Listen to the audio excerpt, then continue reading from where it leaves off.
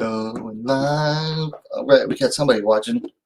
All right, welcome back to WMMA now with your host, Chuck Stevenson. Welcome to episode number 111 of the WMMA Scene Report, regular scheduled show where we go over everything going on within the world of women's mixed martial arts. Tonight, we're going to be talking about the Strawweight title picture. A lot going on, a lot to really just discuss and, unravel and weave through that. We also want to talk about, saw an interesting article, from part of an interview with Casey O'Neill, UFC flyweight Casey O'Neill. Apparently she was offered a fight and then turned it down, and I want to go over the reasons that she turned it down. I think it was very telling of what goes on within the fighter's camp, why she turned that fight down. And then I want to show you an interesting little tidbit I saw last night from a pair of fighters that did a neat little thing for their fans, like a little bit of fan service that I thought was very neat, like a good way of paying them back and encouraging their fans to support them. But we're gonna talk about several things. First up, normally I get started, we go straight into news. First up, I want to do something first, real quick. Welcome to the second half of October, and welcome to the WMMA Marathon. Okay, this is my whiteboard where I keep track of every major event that is going on within the women's divisions. Okay, here we are here, October 14th. Event tomorrow. Look at how much how many events for the rest of this month are featuring ladies fighters. This is an absolute marathon that we are about to enter. Okay, we've got an event tomorrow morning in Korea. Saturday, got Bellator and UFC. Sunday, triple threat in Japan, Deep Tokyo, Pancrase, and Heat. Got some Dana White Contender Series, LFA next weekend. Next Saturday, Deep in Japan. Fearless, an all-women's MMA promotion out of Mexico, is having a show next weekend. We got Bellator, UFC, KSW. Sunday, we got Ryzen. More Dana White Contender Series on Tuesday the 26th. Wednesday the 27th, we have the PFL Finals. So we got Kayla Harrison versus Taylor Gardado. What's her name? Julia Budd taking on Caitlin Young. And then Clarissa Shields taking on Abby Montez. 29th, we have one championship next gen, which is going to be the semifinals of the Atomweight Grand Prix. Then look at the next to last day of October. We got 5 different events that I found that are featuring ladies fights, including UFC, ARC in Korea, an all-ladies event out of Brazil. Got some French MMA in Hexagon, and then we got Italian with Venator. Second half of October is an absolute marathon for women's MMA. Anyway, let's get down into the weekend review where we normally start. So first up on Friday, we had Combate Americas, where Caitlin Neal defeated, what is this young lady's name? Real quick here. I forgot to write it down. 1 second while I look it up. It's the only name I don't have. Combate.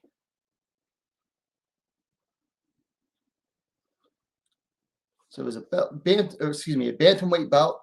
Caitlin Neal defeated Pamela Boveda Aguirre via submission due to guillotine choke. Minute 59 seconds of the third round. Caitlin Neal hadn't fought in over 2 years. Had 2 knee surgeries coming in.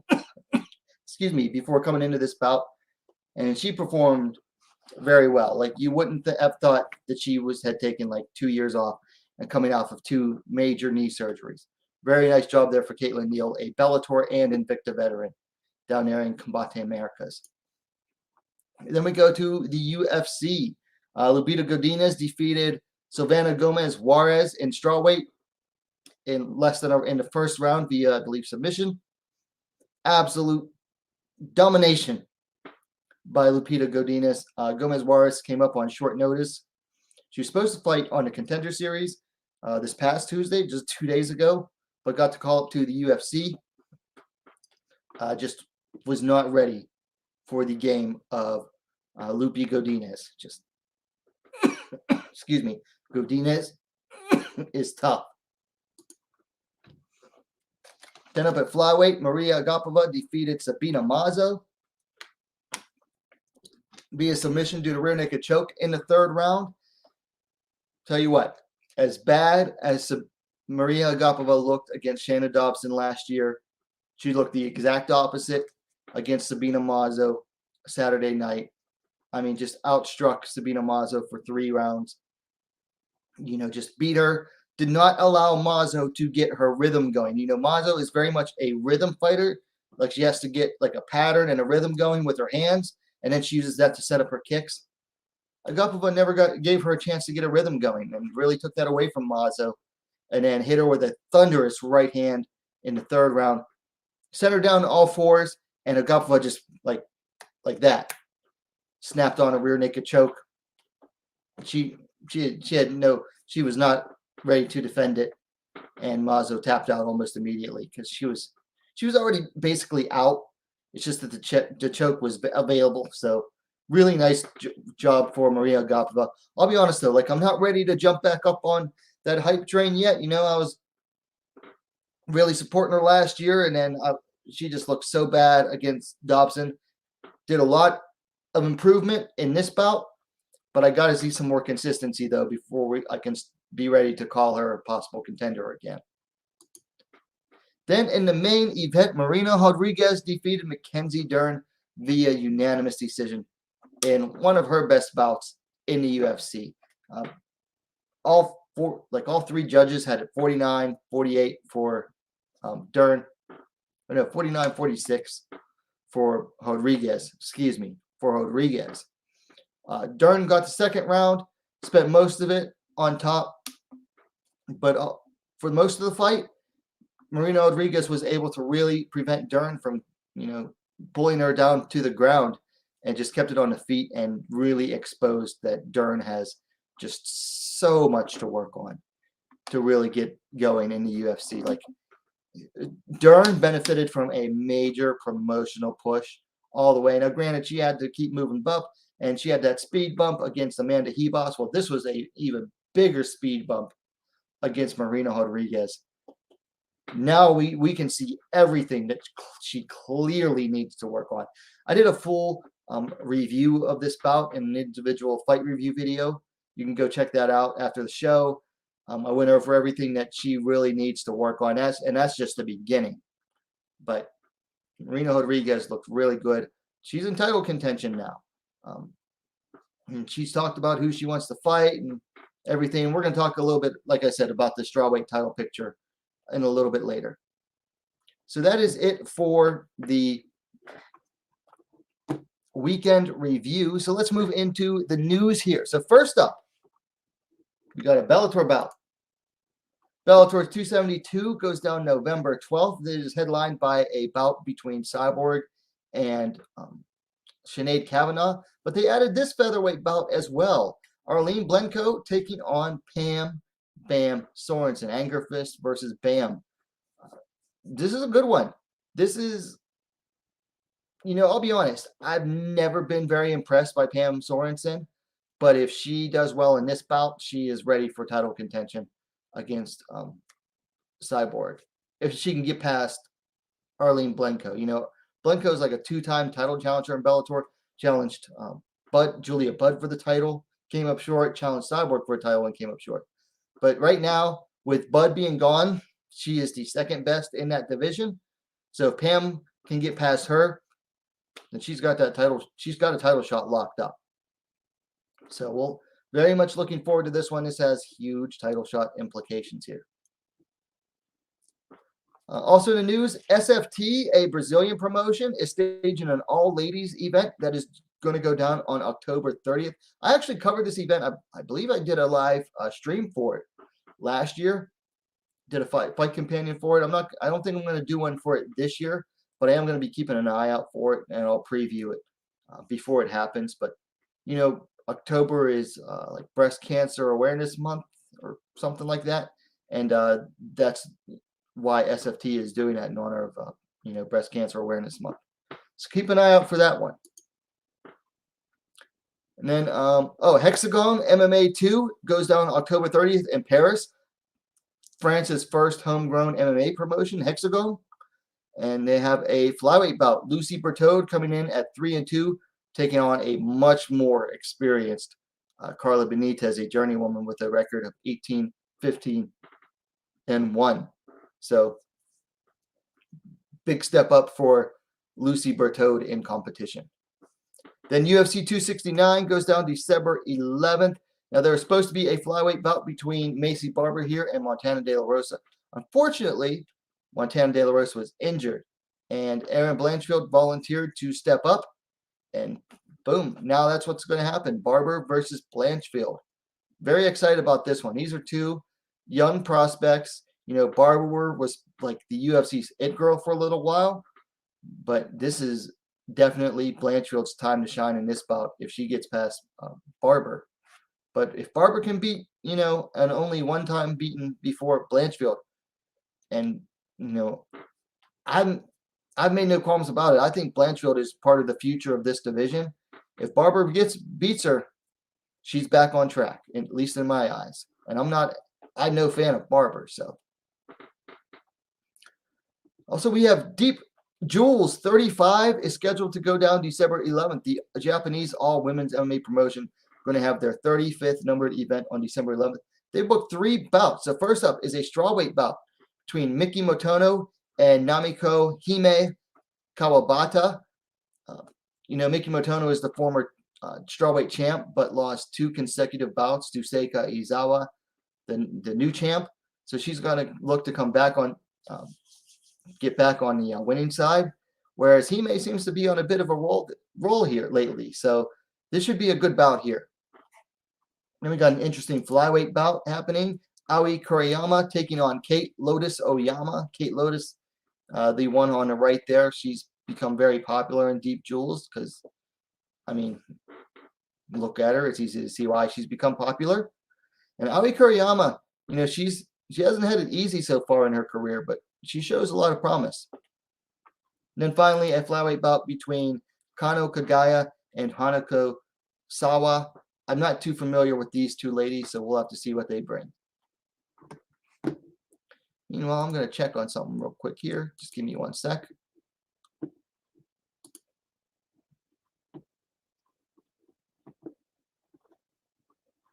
I'm going to check on something. Okay. And then next up in the news, and this one is big. Really excited about this one.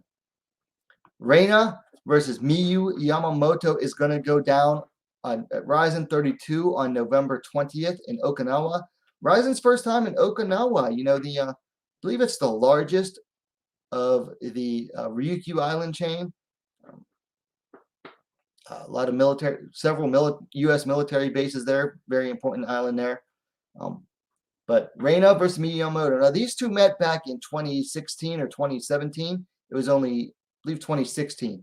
It was only Reyna's second fight, and Miyu Yamamoto's first professional MMA bout.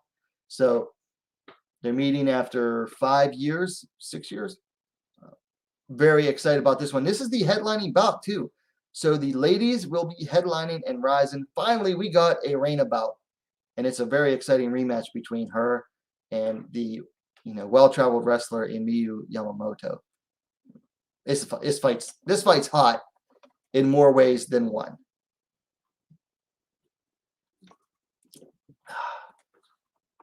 So keep an eye out for this one. Some good bouts scheduled on that one. Also, they have a local fighter or Okinawan-born fighter, Mizuki Nisei Oshiro is going to be on that one too, against an opponent that hasn't been announced yet. So we'll keep an eye out for that announcement. And then next to last item on the news, One Championship added an atomweight Grand Prix alternate bout between Jenny Lynn Olsen coming in at 5-2. She's taking on Gian Radzwan coming in at 6-2. Radzwan hasn't fought, I think, in a year. But this is going to be for the semifinals are taking place that same day. So the winner of this alternate bout will take the place of a finalist that is unable to get in. So the winners of semifinals will be going into the finals. But if one of those fighters can't make it, then the winner of this alternate bout will take their place. So, it's nice to see one championship thinking ahead as far as the alternate bouts go. Because I know when they did their men's lightweight Grand Prix, they didn't have alternates lined up. And I think like for 2 straight rounds, fighters dropped out. And obviously already this tournament experienced a dropout because Sahi Ham had to drop out due to a fracture in her finger on, I believe, her right hand. So she had to drop out already. And Julie Meza Barber got to go in because she won the first alternate bout. So Olsen versus Radzuan should be a very good one. And then final item in the news tonight, LFA 118 goes down November 12th. They added a strawweight bout, Alandria Brown, and taking on Sydney Trillo, both fighters coming in with identical records of 1-0. So we got ladies bout in the LFA coming up next month. So that is it for the news.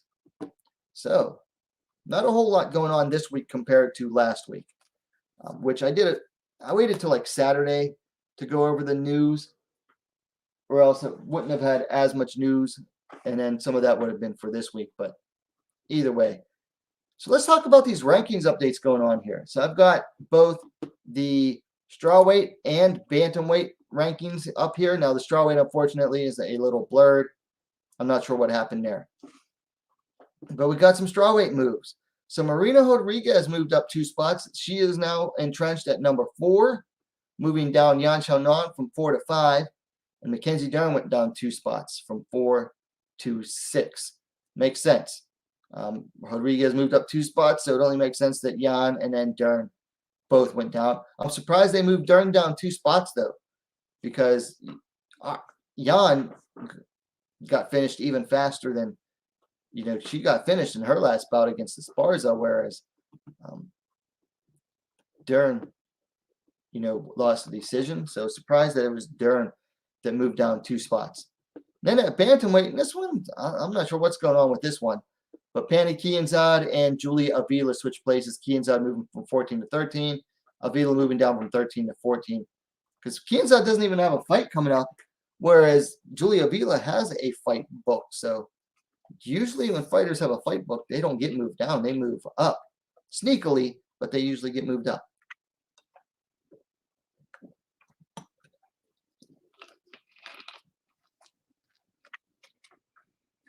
So that is it for the rankings. So we're going to keep going with the show because I'm tired and I want to get through everything. We're going to go straight into the weekend preview. So first up, Angels Fighting Championship 17 goes down early tomorrow morning in South Korea.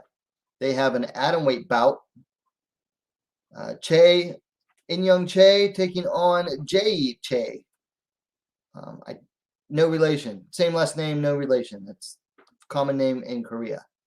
The younger Che, In-Young, coming in with a record of 0-1, whereas Jae is coming in at 3-4. In-Young made her pro debut 7 months ago.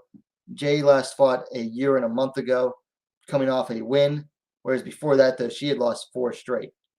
So both fighters have upside down records at the moment. So don't expect like top tier level fighting in this one, but I followed this Jae Che's career, so that's why I'm reporting on this one.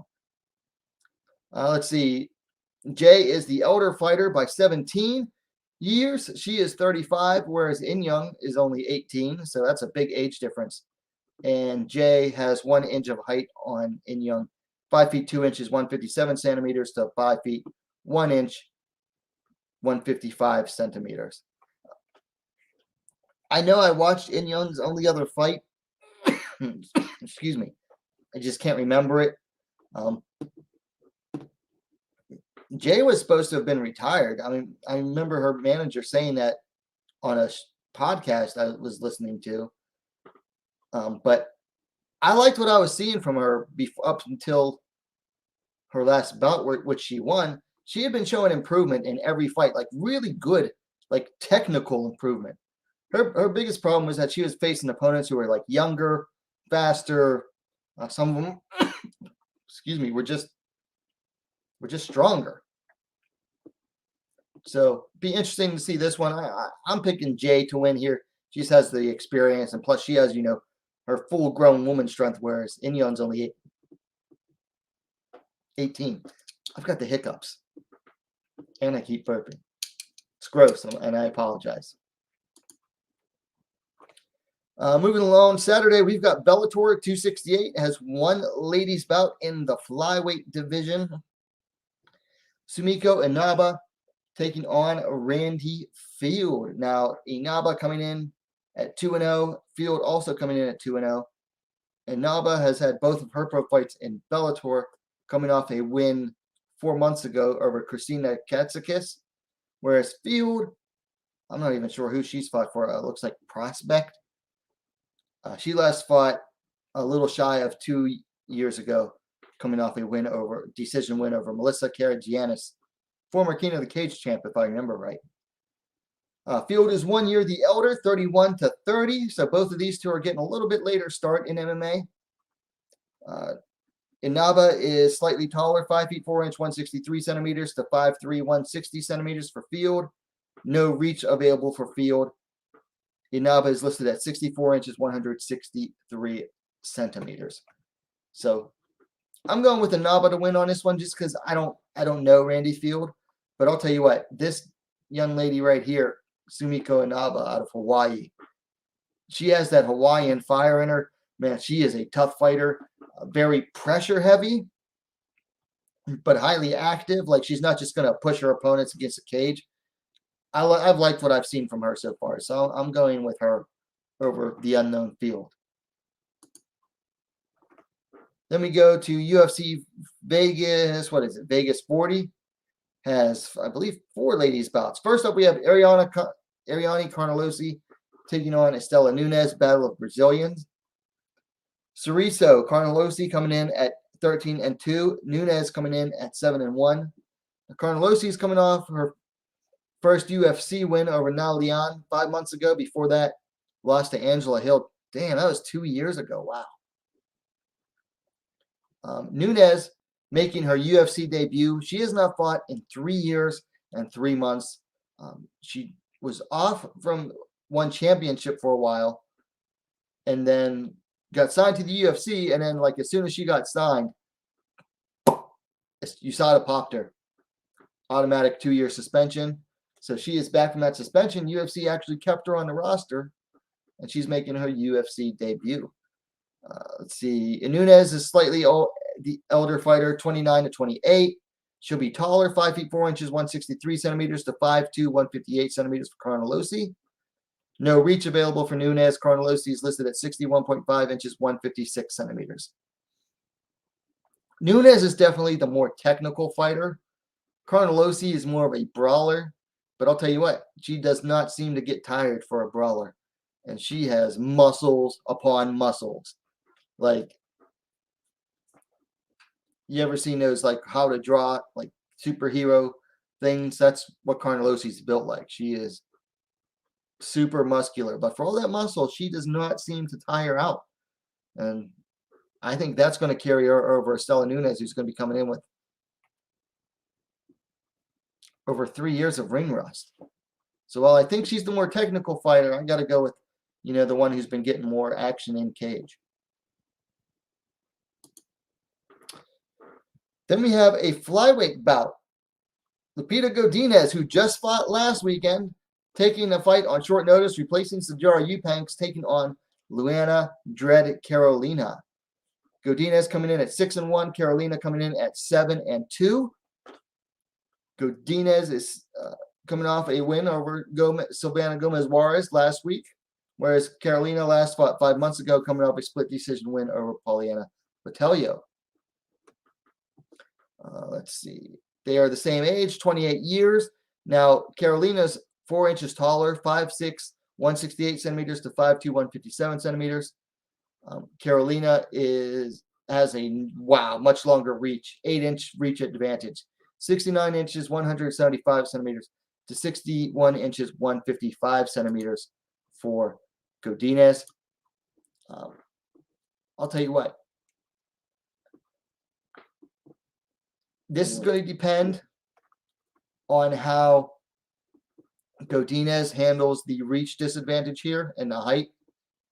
That's going to be a big tell how she handles it. But Godinez is very much a fighter who depends on flow. Like everything she does, from her striking to the clinch to the takedown to her groundwork, she flows everything together.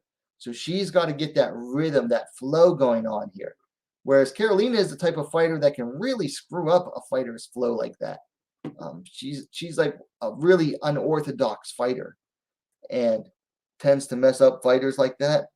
But overall, I like Godinez's chances better. I mean, just coming off a win, but she is moving up in weight for this one. But she's still going to be in great shape because she had a first-round finish just last weekend. But I like Godinez's chances, and that's who I'm going to take to win this one. So I'm going to go with her. And I got to tweet something out real quick here.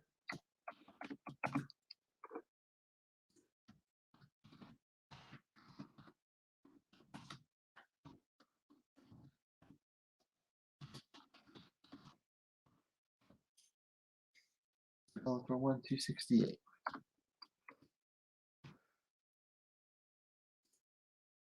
We are just not getting the views right now. I don't know what's going on. This is my usual time. I've had the show the last couple of weeks on Friday, maybe because I didn't post a community post. But anyway, moving on. Staying in the flyweight division, Manon Fiorot taking on Maia Bueno Silva. This should be a good one to see the future of the flyweight division. The Beast Fiorot coming in at 7-1. Shitara coming in at 7-1-1. Now Fiorot is 2-0 in the UFC. Last fought 4 months ago, beating the late notice replacement Tabitha Ricci. Whereas Bueno Silva is coming in off of a draw with Montana De La Rosa. Before that, had a win over Mara Barella. Fiorot 1 year older, 31-30. Only 1 inch taller than Shitara is the Beast. 5'7", 169 centimeters to 5'6", 168 centimeters. Basically identical reach here. 66-inch, 168 centimeters for Fiorot to 66.5 inches, 169 centimeters for Silva. Okay, if you were to ask me which of these fighters looks more promising technically, I would tell you Fiorot seems to be the more technical sound fighter. But a lot of the time, both of these fighters get by on being big and strong for the division. I'm probably gonna get some hate for that because Fiorot has a lot of fans. Yes, she has some technical skill, but she is basically relying on bullying her opponents, which so does Silva. And she's a bit sloppier. So really, this is going to be about who can enforce their will on the other fighter. I think it's going to be Fiorot, so I'm going to go with her. But a lot of hype behind Manon Fiorot coming into this one, whereas there's none for Shitara Bueno Silva. But I think she'll make this a good fight. I mean, I'm still going with Fiorot, but I think Silva will make this a darn good fight. Anyway, moving on to the main event. Aspen Ladd, who, shit the bed on the scales 2 weeks ago, coming back, moving up to featherweight to take on Norma Dumont on short notice, replacing Holly Holm. Let's go ahead and take a look at this one. So Dumont, the Immortal, coming in at 6-1. Ladd coming in at 9-1. Dumont coming in of two straight wins here over Felicia Spencer, or Ashley Evans Smith, and then Felicia Spencer. Ladd coming in off of a win over Yana Kunitskaya a year and 10 months ago. Had some serious knee surgery since then. So she's coming off of some ring rust. Dumont, the elder fighter by 5 years, 31-26 for Ladd. Dumont's slightly taller, 5'7", 169 centimeters to 5'6", 168 centimeters for Lad. Let's see, that extends to the reach as well. 67-inch, 170 centimeters for Dumont to 66-inch, 168 centimeters for Lad. I kind of favor Lad in this one. I mean, the big thing is how did she recover from that bad weight cut? If she recovered okay, then I think she has the skills to take Dumont down. I think Dumont's going to make it a tough night for her, though, in the stand-up. So we'll have to see. But I think probably going to have to go with Aspen Ladd on this one. And I hate picking her to win, but yeah, we're going to go with Aspen Ladd here. Why this is the main event, I don't know. It's not, because I'll be honest, this isn't main event worthy. Then moving on, early Sunday, we have two deep events. Deep Tokyo Impact first round and second round are going down Sunday morning. First up on the first round, the first live show, we have a 49 kilogram or 108-pound bout. Ottawa Nagao taking on, that's her on the left, taking on Moeri Suda, I believe. Yes, Moeri Suda. So Nagao coming in 4-4. Suda coming in at 2-2. Let's see. Nagao's coming in off of a loss, preceded by a win. Suda coming in off of 2 straight wins here. So she's got the momentum going. I'll tell you what, these two are young. Nagao is only 18 on the left, whereas Suda is 17 years old. So both very young fighters, both just, really getting their careers going. I mean, they've already got some experience. Suda's has 4 fights. Nagao has 8 fights coming into this, but both are very young in their careers. So looking forward to seeing what each of them brings. I'm going to go with Ottawa Nagao just because of the experience factor. But Suda does have that momentum, so we'll have to see. I'm not going to read off all the stats, though.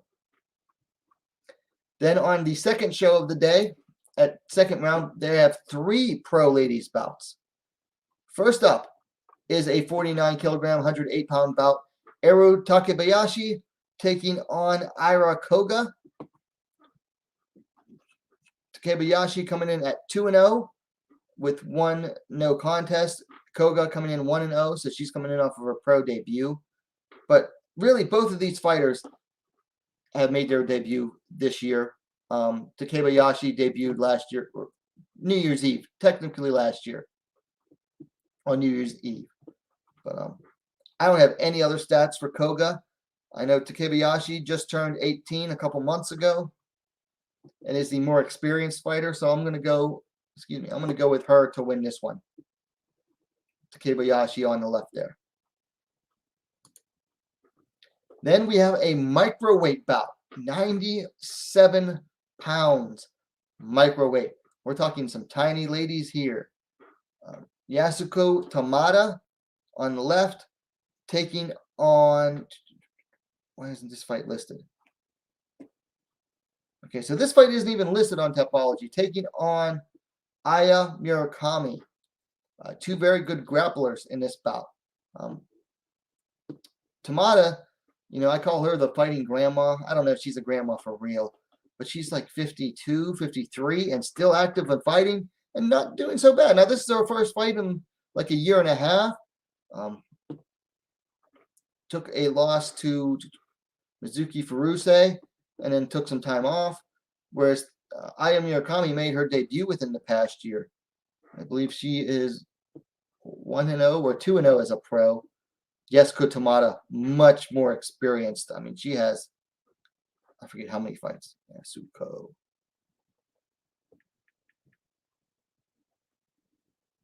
Yeah. Tamada is 17, 11, and 3. Way more experienced fighter here. I got to go with Tamada to win this one just because of the experience alone. Granted, Murakami, though, she is very dangerous on the ground. Very dangerous. BJJ black belt and has the youth on her side, but I think Tamada's going to take this one. And then the final bout on ladies bout on that card will be a bantamweight bout. Marina Kumagai on the left taking on Marina Horiguchi. Both of these ladies, unfortunately, have upside-down records. Kumagai is 0-3 in MMA, and Horiguchi is 0-1, coming off her pro debut 11 months ago. So both these ladies are looking to get their first win. Somebody's O has got to go in this bout.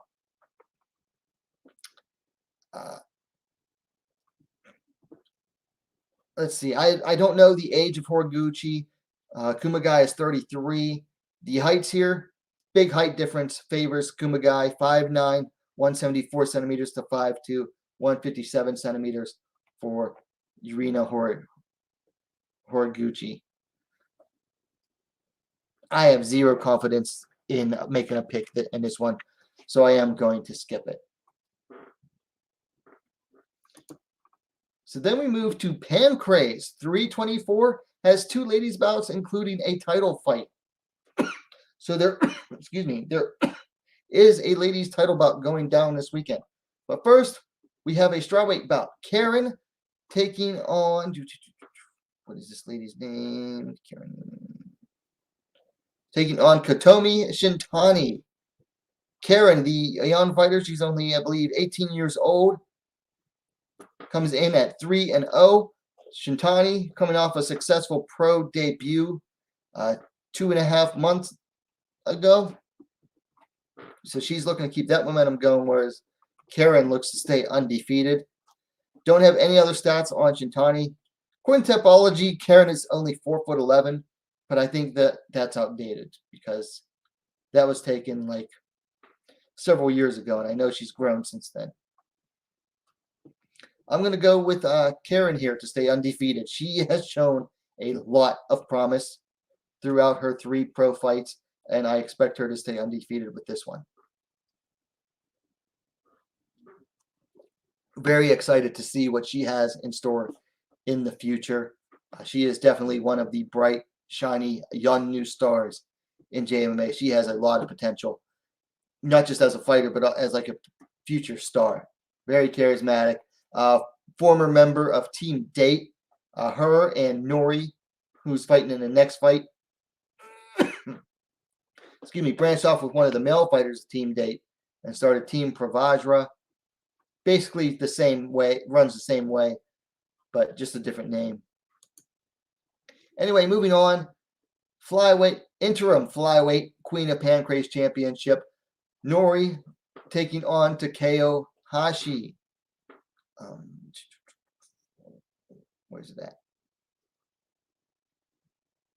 So Nori coming in at 4-4, whereas Hashi is coming in much more experienced, 17, 8-1. Both fighters are coming in off of wins preceded by losses. Nori last fought 4 months ago, coming off a decision win, whereas Takeo Hashi coming off a decision win herself a little over a year ago. Both fighters coming off a win to the same opponent, Emiko Araika. That's pretty interesting. Let's see. Hashi is much elder, by 22 years older than Nori. She's 44 years to Nori's 23. Slightly taller too, 5'4", 162 centimeters to 5'3", 160 centimeters. Who's going to win this one? Anyone's guess. Takeo Hashi kinds of alternates wins and losses. I mean, before her most recent win a little over a year ago, she had 2 straight losses, preceded by a win, preceded by a loss. So she's been very inconsistent throughout the years. Nori is a little inconsistent herself. I mean, she won her first fight, lost 2, picked up a win, then picked up a loss, picked up a win, picked up a loss, picked up a win. So both ladies are very inconsistent. So I'll be honest, I don't have a pick for this one. I mean, the youth favors Nori, but the experience vastly favors Takeo Hashi. So we'll have to see, but it'll be a fun one. And then I believe this is the final one I have. Yep. Heat 49 goes down on Sunday in Japan and Nagoya. They have a special rules bout between Maria Suzuki and Rin Nakai. Now, this is supposed to be 1 round of kickboxing and 2 rounds of MMA. I'm not sure what order that's coming in. Let's see. Records don't really matter because it's a mixed rules bout. Rin Nakai is the elder, 34 years to 27 years for Suzuki. Suzuki slightly taller, 5'2", 158 centimeters to 5'1", 155 centimeters for Rin Nakai. Long-awaited return of Rin Nakai. She has a lot of fans, both in Japan and outside of it. Like a weirdly devoted fan base. So they've been waiting her return for a long time. Taking this weird mixed rules bout. The kickboxing, I definitely got to favor Maria Suzuki because she has some serious striking. But the MMA, if Rin Nakai gets inside, and I fear she will, she's going to take Suzuki down and either ground her out and pound her, or ground her and submit her. Most likely submit her. So, like I said, custom rules bout. 1 round of kickboxing, 2 rounds of MMA. I'm not sure the order. It might be MMA, kickboxing, MMA, or it might just be kickboxing and then 2 rounds of MMA. Guess is as good as mine. But Rin Nakai is returning. I expect her to win this, weird exhibition bout. Okay, so that is it for this weekend coming up. So I want to talk a little bit about the strawweight title picture here. Because now, you know what? The chat is quiet tonight. I'm going to save this for tomorrow. We'll talk about this tomorrow because I'm feeling really tired all of a sudden. So we're going to cut this stream short, and we'll talk about this tomorrow. We'll talk about the strawweight title picture. But check back tomorrow for that one. Thanks for watching, guys. I don't know what's coming over me. I just feel really tired. But thanks for watching. We'll see you next time.